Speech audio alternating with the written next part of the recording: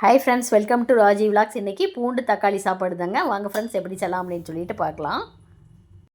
எங்கள் அம்மா வாரத்துக்கு ஒரு தடவைனாலும் இந்த சாப்பாடு வந்து செஞ்சு தருவாங்க. ஆனால் வாரம் சாப்பிட்டாலும் இந்த சாப்பாடு அவ்வளோ டேஸ்ட்டாக இருக்குங்க. சலிக்கவே சலிக்காது, அவ்வளோ டேஸ்ட்டாக இருக்கும். இதுக்கு நான் குட்டி குட்டியாக 3 பெரிய வெங்காயமும் 2 தக்காளியும் எடுத்துக்கோங்க. தக்காளியை வந்து நல்லா வந்து குட்டி குட்டியாக இது மாதிரி வந்து கட் பண்ணிக்கணும். தக்காளியை வந்து இது மாதிரி குட்டி குட்டியாக கட் பண்ணும் பொழுது தாங்க தக்காளி வந்து நல்லா வணக்கும் போது நல்லா வந்து கரைஞ்சி வரும். நான் வந்து காரத்துக்கு 2 பச்சை மிளகாய் எடுத்திருக்கேன். பச்சை மிளகாய் போட்டால் தான் நல்லா டேஸ்ட்டாக இருக்கும். அதோடு நம்ம வந்து கறிவேப்பிலையும் வச்சுக்கலாங்க. பூண்டு பாருங்கள், பூண்டை வந்து இது மாதிரி நல்லா வந்து தட்டி உளிக்கும் பொழுது நம்ம வந்து நல்லா குட்டி குட்டியாக நம்ம வந்து கட் பண்ணிக்கலாங்க. சீக்கிரமாகவும் இந்த பூண்டை வந்து தோல் உளிச்சிக்கலாம். நைட்டு வந்து இந்த சாப்பாடு வந்து மீதியானால் கூட இந்த சாப்பாடு வந்து செஞ்சு சாப்பிட்லாங்க. செம்ம டேஸ்ட்டாக இருக்கும்.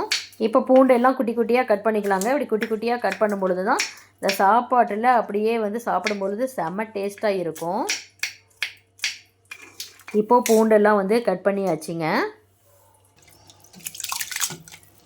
நான் வந்து அரிசியை கழுவி நான் வந்து சாப்பாடு வச்சுக்கலாம். 3 விசில் வரட்டுங்க.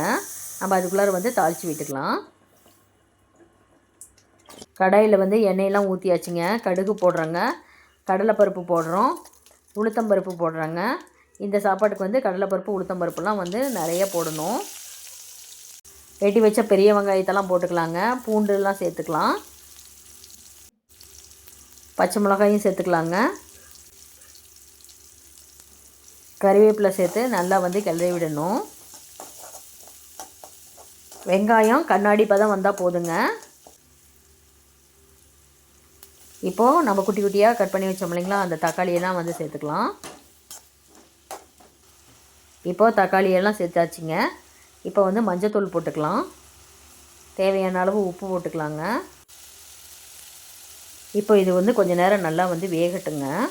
இப்போ வந்து நல்லா வந்து கிளறி விட்டுடலாம். இப்போ பாருங்கள், தக்காளியில் நல்லா வந்து ஓரளவுக்கு வெந்துடுச்சு. தக்காளி இப்போ வந்து நல்லா வந்து வணங்கிடுச்சிங்க. இப்போ வந்து நம்ம வந்து சாப்பாடெல்லாம் போட்டுக்கலாம். இப்போ குக்கரில் வேக வச்சோம் இல்லைங்களா, அந்த சாப்பாட்டை எடுத்து நல்லா வந்து கிளறி விட்டுடலாங்க.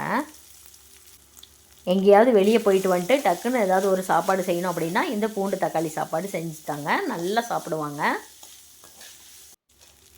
எனக்கு இந்த சாப்பாடு ரொம்ப பிடிக்கும். சரி, உங்களோட ஷேர் பண்ணணுன்னு தோணுச்சு. கண்டிப்பாக நீங்களும் செஞ்சு பாருங்கள் ஃப்ரெண்ட்ஸ். இந்த சாப்பாடு டிஃபன் பாக்ஸுக்கும் கொடுத்து விடலாங்க. டிஃபன் பாக்ஸுக்கு கொடுக்கும் பொழுது மதியானம் சாப்பிடும் பொழுது நல்லா இந்த பூண்டு தக்காளியெல்லாம் நல்லா ஊறி சாப்பிட்றதுக்கு செம டேஸ்ட்டாக இருக்கும். இதோடு நான் வந்து வாழைக்காய் வந்து வறுவல் பண்ணி வச்சுருக்கேங்க. இந்த வாழைக்காய் வறுவலுக்கும் இந்த சாப்பாட்டுக்கும் செமையாக இருக்கும். இது மாதிரி சிம்பிளாக டக்குன்னு ஏதாவது சமையல் செய்யணுங்களா, என்னுடைய சேனல் பாருங்கள். மறக்காமல் என்னுடைய சேனலுக்கு லைக் பண்ணுங்கள், ஷேர் பண்ணுங்கள், சப்ஸ்கிரைப் பண்ணுங்கள். எனக்கு கொஞ்சம் மோட்டிவேஷனாக இருக்கும். Thank you friends.